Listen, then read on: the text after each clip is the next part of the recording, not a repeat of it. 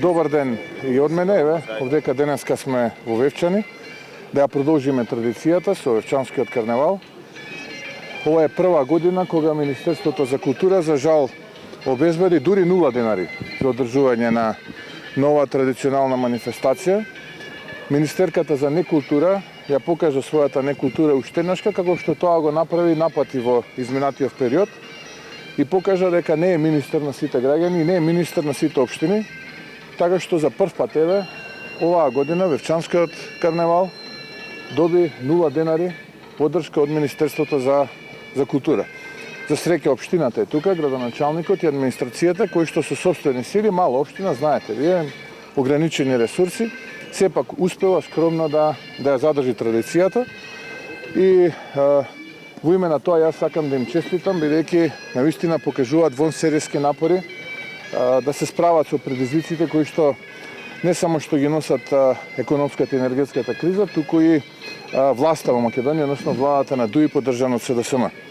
Така што уште еднашка дозволете ми да ги честитам празниците на сите оние кои што ги слават, православни христијани, нормално нова година на сите граѓани, да им посакам здравје, среќа, успех, многу душевен мир, љубов во оваа година која што следи, која што очекувам да биде година на промени. Ви благодарам. Кој имате прашање?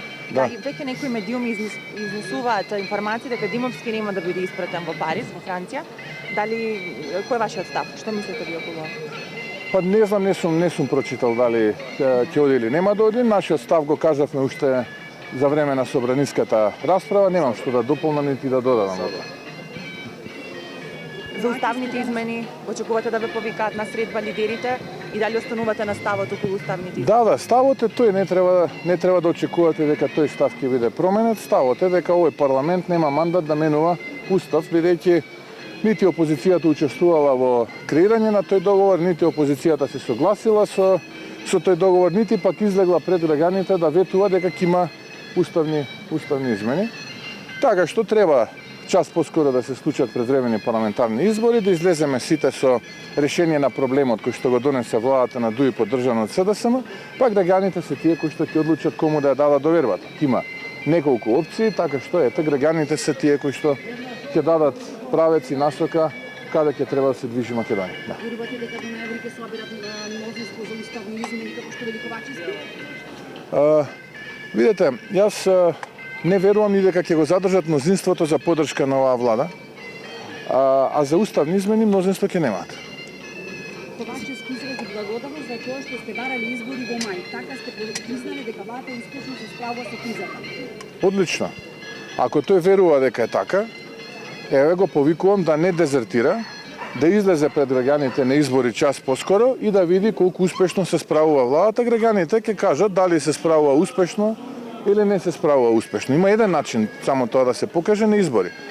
А вака ако продолжи да дезертира и да се крие, за жал ќе не може да го добие сега и веднаш. Тој одговор на тоа дали успешно се справува ќе треба да почекаме неколку месеци за да овие пратеници кои што доаѓаат од пратеничката група на СДСМ и ДУИ поддржат распуштање на парламентот и промена на владата. Господине Мицкоски, премиерот ја похвали тиранската средба. Како ја коментирате?